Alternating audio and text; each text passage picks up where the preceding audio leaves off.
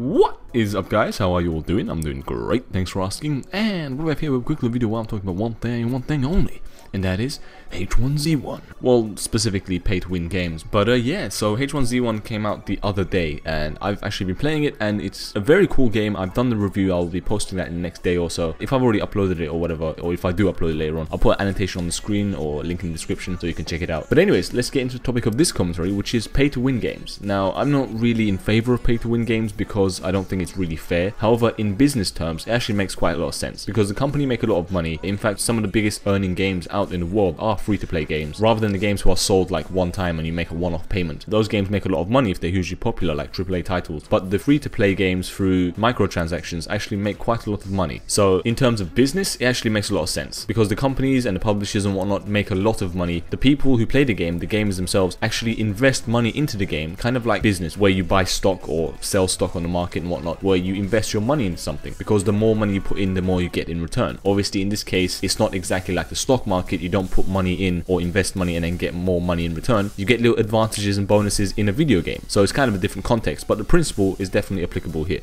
However, in general, I don't mind pay to win. Again, like I said, I'm not hugely in favor of it, but I don't mind it. However, the problem here in this case, in this specific context, is H1Z1 is a survival zombie game. It is set in a post-apocalyptic world where you have to scour and scavenge and gather resources and supplies and equipment and weapons and whatnot. If you can give a few dollars or a few pounds and you can get a large crate and drop it from the sky right where you are, it kind of defeats the purpose of having a survival game. That's the whole point of survival. You have to go scavenge, you have to go look for things, you have to maybe trade with people if people are actually playing the game properly or things like that, and maybe you need to even kill people or steal things and take stuff and whatnot. So there's a huge survival element, but you remove that element entirely and remove everything associated with it that I just listed by giving them this option of getting a supply drop or a crate or whatever, and that defeats the purpose of the game. So I personally think H1Z1 is a brilliantly made game. However, the pay to win aspect of it ruins the game entirely for me. It's basically a contradiction within itself. You can go around playing the game properly, scouting for 6 hours, scavenging, looting and looking for things and gathering supplies, or you can spend a few dollars and get something instantly, just with a click of a finger, just like that. It just doesn't make a lot of sense to me. However, people out there will still pay a lot of money to have that ability. I think it's a cheap tactic. Again, it ruins the game entirely in my opinion. Also, it's a huge disadvantage. It's very unfair because again, if you spend about 6 hours gathering supplies and collecting loot and building up your character, and this other guy just pays like $3 or whatever, and he instantly has access to the best weapons in the game, it's hardly fair because he spent like 10 minutes and a couple of dollars, you spent hours and hours, and yet he would have the advantage automatically, which again just doesn't seem right in my opinion. But like I said before, I'm not against pay to win entirely. I'm not in favor of it either. I'm just kind of indifferent. I don't really care. In other games that have pay to win, such as Warring Battlezone and whatnot, those games don't operate in the same way. Sure, they have pay to win aspects so you can pay money and get extra equipment or better gear and whatnot, and that's fine. However, every character in that game has access to the same weapons and same equipment. The only difference is if you pay a bit more money, you kind of get guns that are a little bit better, but everybody has the same building blocks. But in a survival game, in H1Z1, you start off with nothing, but if a guy has a loot crate or a supply drop, then he immediately has everything he can ask for. And it kind of makes me feel as though the development team and the publishers really haven't thought this through properly. If they made the game $15 or $20 outright and you had to pay to play the game all the time, I get it. That would make sense because you have to buy the game and then you can play it. However, the reason they're doing this pay to win aspect is because they want to make more money in the long term. Also, they're going to release the game in the not so distant future for free, so anybody can download it, anybody can play it, which is where the pay to win aspect comes into play. But anyways, that's what I think. Let me know what you think in the comment section below. Tell me if you agree or disagree with the things I said. If you have a different opinion about this matter, leave the video a like or a dislike. That's perfectly fine, and I will see you guys in the next video.